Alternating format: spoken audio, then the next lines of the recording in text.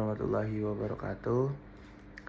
Perkenalkan, nama saya Rivo Rizkullah dengan NIM 092024090017 dari jurusan manajemen. Di sini saya ingin membuat video tentang Konstitusi Negara Republik Indonesia.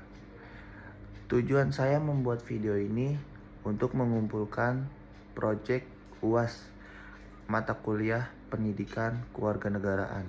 Baik, video ini akan membahas konstitusi negara kita. Kita akan menjelajahi sejarah dan maknanya. Mari kita pahami bersama fondasi negara ini. Yang pertama itu ada pengertian konstitusi dan sejarahnya. Pengertian konstitusi adalah hukum dasar tertinggi. Ia menjadi landasan penyelenggara negara. Yang pertama itu ada sebagai pedoman hukum, dan yang kedua menjamin hak warga. Lalu ada sejarah konstitusi. Konstitusi Indonesia dirancang oleh para pendiri bangsa. Tujuannya untuk mengatur kehidupan bernegara. Di dalam sejarah konstitusi itu ada perumusan Undang-Undang Dasar 1945, dan yang kedua itu ada peran BPUPKI. Berikutnya ada pembagian kekuasaan dalam konstitusi. Yang pertama itu ada legislatif. Tugas legislatif yaitu membuat undang-undang. Dan yang kedua itu ada eksekutif. Tugas eksekutif itu melaksanakan undang-undang. Dan yang terakhir itu ada yudikatif. Tugas yudikatif yaitu mengadili pelanggaran-pelanggaran hukum. Baik, selanjutnya itu ada hak asasi manusia dalam konstitusi. Di dalam hak asasi manusia konstitusi itu ada 3. Yang pertama itu ada hak hidup. Hak hidup kita sebagai masyarakat. Karena setiap orang berhak untuk hidup. Yang kedua itu ada hak kebebasan. Kebebasan berpendapat dan beragama. Jadi setiap manusia yang hidup itu kita punya hak untuk berpendapat dan beragama sesuai kepercayaan kita masing-masing. Dan yang terakhir itu ada hak persamaan. Jadi hak persamaan itu semua warga negara sama di mata hukum nih. Jadi nggak bisa ada dibeda-bedain. Jadi kita semua tuh sama. Lalu selanjutnya ada sistem pemerintahan berdasarkan konstitusi. Nah, sistem pemerintahan berdasarkan konstitusi sendiri ini tuh ada 3 guys. Ada 3. Yang pertama itu ada negara hukum.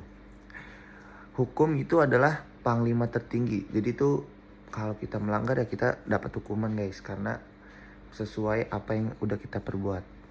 Lalu ada demokrasi. Demokrasi yaitu kedaulatan ada di tangan rakyat guys.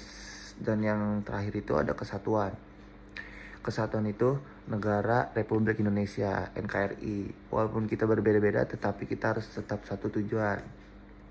Lalu di sini saya akan menjelaskan peran lembaga negara dalam konstitusi. Di sini tuh ada 4. Yang pertama itu peran MPR, Majelis Permusyawaratan Rakyat. Yang kedua itu ada DPR, yaitu Dewan Perwakilan Rakyat. Dan yang ketiga itu ada presiden nih. Presiden itu kepala negara dan kepala pemerintahan. Dan yang terakhir ada MA, Mahkamah Agung. Selanjutnya saya akan menjelaskan tentang amandemen konstitusi dan perubahannya nih guys. Latar belakangnya yaitu perubahan untuk menyesuaikan dengan perkembangan zaman.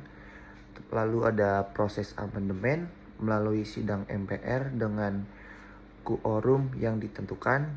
Dan yang terakhir tuh ada hasil perubahan, penguatan demokrasi dan HAM. Selanjutnya ada implementasi konstitusi dalam kehidupan berbangsa dan bernegara. Yang pertama itu ada pendidikan.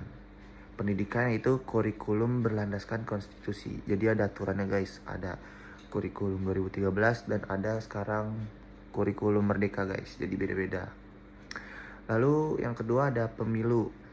Pemilu itu adalah proses demokrasi yang diatur konstitusi. Contohnya pemilihan umum. Lalu yang terakhir itu ada hukum. Hukum yaitu penegakan hukum berdasarkan konstitusi guys. Dan selanjutnya ada tantangan dan isu aktual konstitusi. Di sini tuh ada 3 juga. Yang pertama ada globalisasi. Globalisasi itu pengaruh nilai-nilai asing guys. Dan yang kedua itu ada teknologi. Teknologi itu isu privasi dan kebebasan informasi. Jadi tentang internet di situ tuh bisa aja ada informasi-informasi atau isu-isu.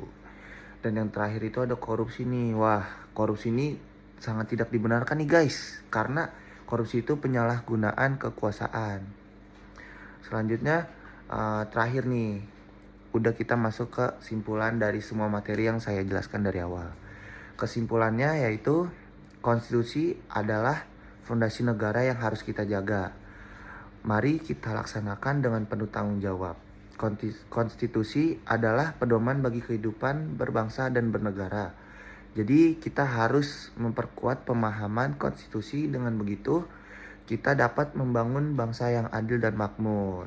Baik, langsung saja kita ke sesi tanya jawab. Di sebelah kanan saya ada siswa dari SMA Sejahtera 1 Depok. Langsung aja untuk Ade Rizky, silakan bisa bertanya dari materi yang saya jelaskan. Baik, saya izin bertanya. Apa yang dimaksud dengan konstitusi dalam konteks negara Republik Indonesia? Dan dokumen apa yang menjadi konstitusi tertulis negara ini?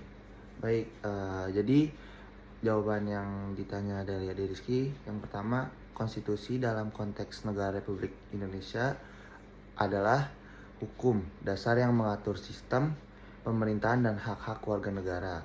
Lalu dokumennya itu yang menjadi konstitusi tertulis negara Indonesia adalah Undang-Undang Dasar 1945. Oke, baik.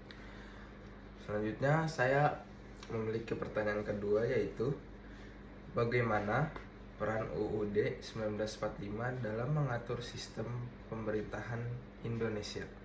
Baik, saya akan jawab. Peran-peran Undang-Undang 1945 dalam mengatur sistem pemerintahan memiliki peran penting dalam mengatur sistem pemerintahan Indonesia. Antara lainnya yaitu yang pertama, menentukan bentuk negara dan sistem pemerintahan. Lalu yang kedua, mengatur hak-hak dan kewajiban warga negara. Dan yang terakhir itu menentukan struktur dan fungsi lembaga negara. Oke, baik. Selanjutnya pertanyaan ketiga, apa perbedaan antara Undang-Undang Dasar 1945 sebelum dan sesudah dilakukan amandemen? Berikan contohnya. Baik, perbedaan antara Undang-Undang Dasar 1945 sebelum dan sesudah amandemen adalah ada 2 nih. Yang pertama itu sebelum amandemen, Undang-Undang Dasar 1945 memiliki struktur yang lebih sentralis dan otoriter. Dan yang kedua itu sesudah amandemen, Undang-Undang Dasar 1945 memiliki struktur yang lebih demokratis dan desentralisasi. Contohnya itu perubahan pada pasal 1 ayat 2 yang mengatur tentang kedaulatan rakyat. Oke, mantap. Pertanyaan keempat, bagaimana hubungan antara konstitusi atau Undang-Undang Dasar 1945 dengan hak asasi manusia di Indonesia? Baik, saya akan jawab. Undang-Undang Dasar 1945 itu memiliki hubungan yang erat dengan hak asasi manusia di Indonesia, karena Undang-Undang Dasar 1945 menjamin hak-hak dasar warga negara seperti hak atas kebebasan beragama, lalu hak atas kebebasan berbicara, dan hak atas keadilan. Oke. Selanjutnya pertanyaan terakhir nih. Apa tuh?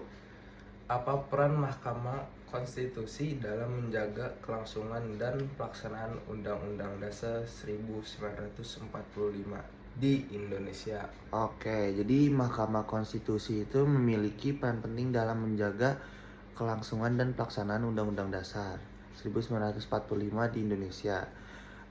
Antara lainnya itu ada menguji kesesuaian Undang-Undang Dasar 1945, yang kedua itu menafsirkan Undang-Undang Dasar 1945 dalam kasus-kasus tertentu, dan yang terakhir menjaga agar lembaga negara tidak melanggar Undang-Undang 1945. Oke, Ada lagi nih tanyain? cukup Bang. Baik, terima kasih untuk Ade Rizky. Semoga mengerti apa yang saya jelaskan dan saya jawab dari video ini. Kurang lebihnya mohon maaf. Saya Rifo Rizkullah. Wassalamualaikum warahmatullahi wabarakatuh.